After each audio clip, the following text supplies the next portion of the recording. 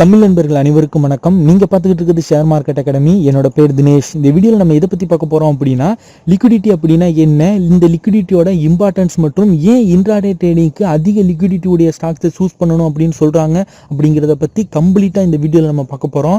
இந்த வீடியோவை ஸ்கிப் பண்ணாம கடைசி வரைக்கும் பாருங்க. ரொம்ப இன்ட்ரெஸ்டிங்காகவும் உங்களுக்கு யூஸ்ஃபுல்லாகவும் இருக்கும். வீடியோக்குள்ள போறதுக்கு முன்னாடி ஷேர் மார்க்கெட்ல இன்வெஸ்ட்மெண்ட் பண்றதுக்கு demat account, trading account open பண்ணணும்னு நினைச்சீங்க அப்படின்னா இந்த வீடியோக்கு கீழே மற்றும் நம்ம சேனல்ல எல்லா வீடியோஸ்க்கும் கீழே ஓபன் டிமேட் அக்கௌண்ட் லிங்க் கொடுத்துருக்கேன்.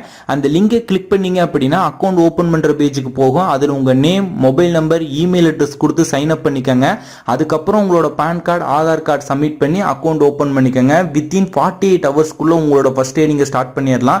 இன்வெஸ்ட்மெண்ட் பண்றதுக்கு 10 ரூபாய் இருந்தா போதும். அது மட்டும் இல்லாம நம்ம சேனலோட சப்போர்ட் உங்களுக்கு எப்பயுமே கிடைக்கும். ஸோ இந்த லிக்விடிட்டியை நான் ஒரு சின்ன எக்ஸாம்பிளோட எக்ஸ்பிளைன் பண்ண ட்ரை பண்றேன். இப்போ உங்களுக்கு சென்னை சிட்டிக்குள்ள ஒரு லேண்ட் இருக்கு, அதே போல் வில்லேஜில் ஒரு லேண்ட் இருக்குது. இந்த ரெண்டு லேண்டுக்கும் என்ன வித்தியாசம் அப்படின்னு கேட்டிங்க அப்படின்னா, சென்னை சிட்டியில் இருக்க லேண்டை வாங்குறவங்க விற்கிறவங்க அதிகம் பேர் இருப்பாங்க. அதாவது வாங்குறவங்கள விற்கிறவங்கள நம்ம ஈஸியாக தேடிடலாம், ஐடென்டிஃபை பண்ணிடலாம், நிறைய பேர் கிடைப்பாங்க. இதுவே நம்ம வில்லேஜில் உள்ள லேண்டை வாங்குறதுக்கு விற்கிறதுக்கு நபர்களை நம்ம தேடுறது கஷ்டம், டிமாண்டும் கம்மி, அதிக பேர் வாங்க மாட்டாங்க, விற்க மாட்டாங்க. ஓகேங்களா? ஸோ இப்போ அந்த சென்னை சிட்டிக்குள்ளே இருக்க அந்த லேண்டு இருக்குல்ல, அந்த லேண்டுக்கு நம்ம லிக்விடிட்டி அதிகம் அப்படின்னு நம்ம சொல்லலாம். ஏன் அப்படின்னா, எவ்வளவு ஈஸியாக உங்களால் அந்த வாங்கி விற்க முடிகிற பாசிபிலிட்டிஸ் இருக்கோ அதை தான் நம்ம லிக்விடிட்டி அப்படின்னு நம்ம சொல்கிறோம். இப்போ கிராமத்தில் உள்ள லேண்டுக்கு லிக்விடிட்டி கம்மி. ஏன் அப்படின்னா, அந்த இடத்துல நம்மளால் ஈஸியாக உங்களால் வாங்கிறதுக்கு விற்கிறதுக்கான பாசிபிலிட்டிஸ் கம்மியாக இருக்கிறதுனால அதை நம்ம ஒரு லோ லிக்விடிட்டி உடைய லேண்ட் அப்படின்னு நம்ம சொல்லலாம். ஸோ இதை நான் இன்னும் சிம்பிளாக எக்ஸ்பிளைன் பண்ண ட்ரை பண்ணுறேன். இப்போ பணத்தை எடுத்துப்போம். பணத்துக்கு எப்பயுமே லிக்விடிட்டி அதிகம். நீங்கள் ஒரு ஆள்கிட்ட கொடுத்துட்டு ஈஸியாக நீங்கள் மாற்றிக்கலாம். இதோட தேவையும் அதிகமாக இருக்குது, பாசிபிலிட்டிஸும் அதிகமாக இருக்குது. ஓகேங்களா? இப்போ நம்ம கோல்டு எடுத்துப்போம். கோல்டுக்கு லிக்விடிட்டி கம்மி. உங்களால் ஈஸியாக ஒரு ஆள்கிட்ட வித்துற முடியாது, வாங்கிட முடியாது. ஓகேங்களா? ஆனால் அதற்கு தேவை, டிமாண்ட் இருக்குது. பட் ஆனால் உங்களால் ஈஸியாக அதை பண்ண முடியாது. பணத்தை கம்பேர் பண்ணும்போது கோல்டுக்கு லிக்விடிட்டி கம்மி. ஓகேங்களா? இப்போ ஸ்டாக் மார்க்கெட்டில் நீங்கள் ஒரு ஷேரை வாங்குறீங்க. இப்போ இந்த ஷேருக்கு லிக்விடிட்டி கம்மி. எதை கம்பேர் பண்ணும்போது? இந்த கோல்டு கம்பேர் பண்ணும்போது. கோல்டும் கூட உங்களால் ஈஸியாக போயிட்டு ஒரு நகை கடையிலையோ இல்லைனா எங்கேயாவது அடகு வச்சிட முடியும். பட் உங்களால் ஸ்டாக் அந்த மாதிரி பண்ண முடியுமா? பண்ண முடியாது. அப்போது இதற்கான பாசிபிலிட்டிஸ் ரொம்ப கம்மியாக இருக்குது ஸ்டாக்குக்கு. அப்போ ஸ்டாக்குக்கு லிக்விடிட்டி கம்மி. இப்போ மூணாவதாக இப்போ நீங்கள் ஒரு டிராயிங் வரைகிறீங்கன்னு வச்சுப்போம். இந்த டிராயிங்கை யாராச்சும் வாங்குவாங்கன்னு நினைக்கிறீங்க? வாங்க மாட்டாங்க. அப்போ இதுக்கான வாங்குறதுக்கான பாசிபிலிட்டி கம்மி. அப்போ நீங்க ஸ்டாக்கை கம்பேர் பண்ணும்போது நீங்க வரைஞ்ச டிராயிங்க்கு வாங்குறதுக்கான பாசிபிலிட்டிஸ் கம்மி. அதனால இதுக்கு லிக்விடிட்டி கம்மி. ஓகேங்களா? ஸோ அப்போ நீங்க தெரிஞ்சுக்கங்க, எங்க தேவை இருக்கோ, எங்க டிமாண்ட் இருக்கோ, எங்க வாங்குறதுக்கு விற்கிறதுக்கான பாசிபிலிட்டிஸ் அதிகமாக இருக்கோ அங்கதான் லிக்விடிட்டி அதிகமாக இருக்கும். இப்போ வாங்குறதுக்கான பாசிபிலிட்டி, வாங்கி விற்கிறதுக்கான பாசிபிலிட்டிஸ், டிமாண்டே இல்லை, தேவையே இல்லாத இடத்துல லிக்விடிட்டி கம்மியாக இருக்கும். ஸோ இந்த லிக்விடிட்டியோட இம்பார்ட்டன்ஸ் என்னன்னு பார்த்தீங்க அப்படின்னா, லிக்விடிட்டி அதிகமாக உள்ள ஸ்டாக்ஸில் உங்களால் ஈஸியாக வாங்க முடியும், விற்க முடியும். ரெண்டாவது, லிக்விடிட்டி அதிகமாக இருந்தது அப்படின்னா அந்த ஸ்டாக்கை நீங்கள் விருப்பப்பட்ட ப்ரைஸ்க்கு உங்களால் வாங்க முடியும். லிக்விடிட்டி கம்மியாக இருந்தது அப்படின்னா நீங்கள் விருப்பப்பட்ட ப்ரைஸ்க்கு உங்களால் அதை வாங்க முடியாது. ஸோ ஏதாவது ஒரு ப்ரைஸ் தான் உங்களால் பை பண்ண முடியும். இப்போ உதாரணமாக நீங்கள் செல் பண்ணியிருந்தீங்கன்னு வச்சுக்கோங்களேன், ஃபஸ்ட்டு ஷார்ட் போயிருந்தீங்கன்னா உங்களுக்கு இப்போ பணம் தேவை அப்படின்னா லிக்விடிட்டி அதிகமாக உள்ள இன்வெஸ்ட்மெண்ட்டை விற்றுட்டு உங்களால் பணம் பார்த்துக்க முடியும்.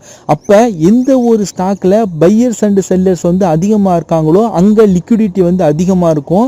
எந்த ஒரு ஸ்டாக்ஸ்ல பையர்ஸ் அண்ட் செல்லர்ஸ் கம்மியாக இருக்காங்களோ அங்கே லிக்விடிட்டி கம்மியாக இருக்கும். இப்படி இவ்வளோ இம்பார்ட்டன்ஸ் உள்ள லிக்விடிட்டியை பார்ப்பதற்கு அஃபிஷியல் மெஷர்மெண்ட் எதுவும் இருக்கா அப்படின்னு கேட்டிங்க அப்படின்னா, அஃபிஷியலாக மெஷர்மெண்ட் எதுவுமே கிடையாது. நீங்கள் எங்கேயுமே இந்த லிக்விடிட்டி அப்படிங்கிற போர்டை உங்களால் பார்க்க முடியாது. சப்போஸ் இதை பற்றி நீங்கள் தெரிஞ்சுக்கணும் அப்படின்னா ப்ராக்டிக்கல் ப்ளஸ் எக்ஸ்பீரியன்ஸ் உங்களுக்கு நாலேஜ் இருந்தால் மட்டும்தான் உங்களால் இதை பற்றி தெரிஞ்சுக்க முடியும்.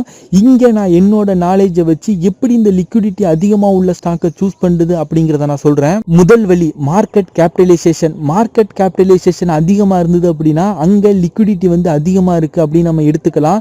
உதாரணமாக நான் எம்ஆர்எஃப், எஸ்பிஐன்னு 2 ஸ்டாக்ஸ் எடுத்துக்கிறேன். எஸ்பிஐக்கு பார்த்தீங்க அப்படின்னா மார்க்கெட் கேபிட்டலைசேஷன் அதிகமாக இருக்கும். எம்ஆர்எஃப் பார்த்தீங்க அப்படின்னா மார்க்கெட் கேபிட்டலைசேஷன் கம்மியாக இருக்கும்.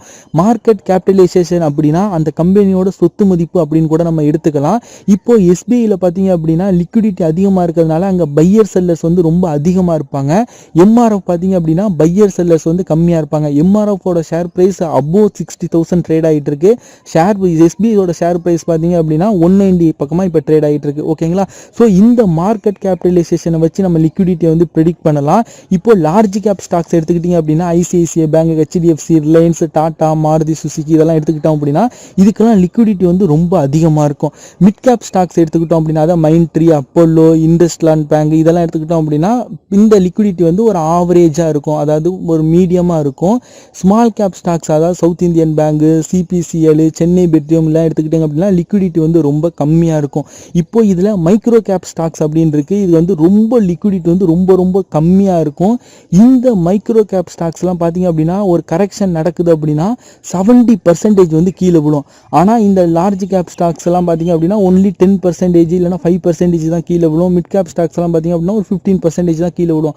ஆனால் இந்த மைக்ரோ கேப் ஸ்டாக்ஸில் பார்த்தீங்க அப்படின்னா லிக்விடிட்டி ரொம்ப கம்மியாக இருக்கிறதுனால ஒரு கரெக்ஷனோ இல்லைனா மார்க்கெட் வந்து சடனாக ஃபால் ஆகுது அப்படின்னா ரொம்ப ரொம்ப ரொம்ப ரொம்ப 70% வந்து கீழே வரும். இப்போ வந்து 100 ரூபாய் ட்ரேட் ஆகிட்டு இருந்தது அப்படின்னா சடனாக வந்து 10 ரூபாய் இல்லைனா 20 ரூபா அந்த மாதிரிக்கு வந்துடும். ஸோ அதனால லிக்விடிட்டி வந்து கம்மியாக உள்ள ஸ்டாக்ஸில் நீங்கள் ட்ரேட் பண்ணுறதை அவாய்ட் பண்ணுங்கள். எங்கே லிக்விடிட்டி அதிகமாக இருக்குது, எங்கே வந்து பையர் செல்லர்ஸ் அதிகமாக இருக்கோ அந்த ஸ்டாக்கை சூஸ் பண்ணி நீங்கள் ட்ரேட் பண்ணுங்கள். ரெண்டாவது மெத்தட் என்னன்னு பார்த்தீங்க அப்படின்னா எங்கே ஸ்ப்ரெட்டு கம்மியாக இருக்கோ அங்கே லிக்விடிட்டி வந்து அதிகமாக இருக்கும். ஸ்ப்ரெட்டு அதிகமாக இருக்க இடத்துல லிக்விடிட்டி வந்து கம்மியாக இருக்கும். ஸ்ப்ரெட் அப்படின்னா என்னன்னு பார்த்தீங்க அப்படின்னா பிட் குவான்டிட்டிக்கும் ஆஃபர் குவான்டிட்டிக்கும் இடையே உள்ள டிஃப்ரென்ஸ் அப்படின்னு நம்ம சொல்லலாம்.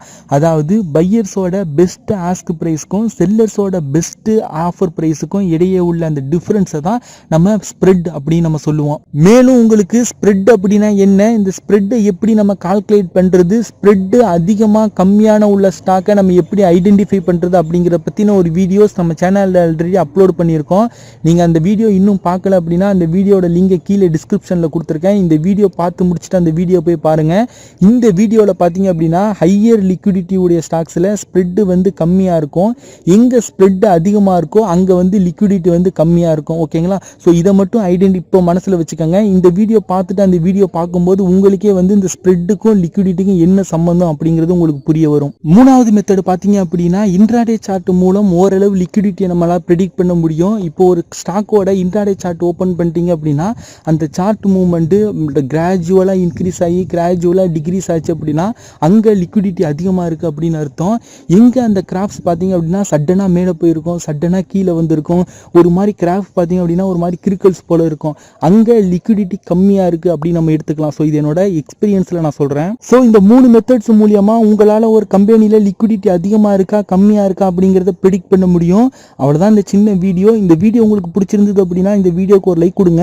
இந்த வீடியோ பற்றின கருத்துக்கள் மற்றும் உங்களுக்கு இந்த லிக்விடிட்டி ரிலேட்டடாக ஏதாவது சந்தேகம் இருந்தது அப்படின்னா கீழே கமெண்ட் பண்ணுங்கள். கண்டிப்பாக நான் ஆன்சர் பண்ணுவேன். மறக்காமல் இந்த வீடியோவை உங்கள் நண்பர்களுக்கும் ஷேர் பண்ணுங்கள். இந்த மாதிரி ஷேர் மார்க்கெட் ரிலேட்டடான வீடியோஸ் கண்டினியூஸாக நீங்கள் பார்க்கணும்னு நினச்சிங்க அப்படின்னா நம்ம சேனலை சப்ஸ்கிரைப் பண்ணிக்கோங்க. கூட உள்ள பெல் ஐக்கானை கிளிக் பண்ணிவிட்டு நோட்டிஃபிகேஷன் ஆல் எனபிள் பண்ணி வச்சுக்கிட்டீங்க அப்படின்னா ஃபியூச்சர் நாங்கள் அப்லோட் பண்ணக்கூடிய ஒவ்வொரு வீடியோஸையும் நீங்கள் மிஸ் பண்ணாமல் உடனுக்குடன் பார்க்கலாம்.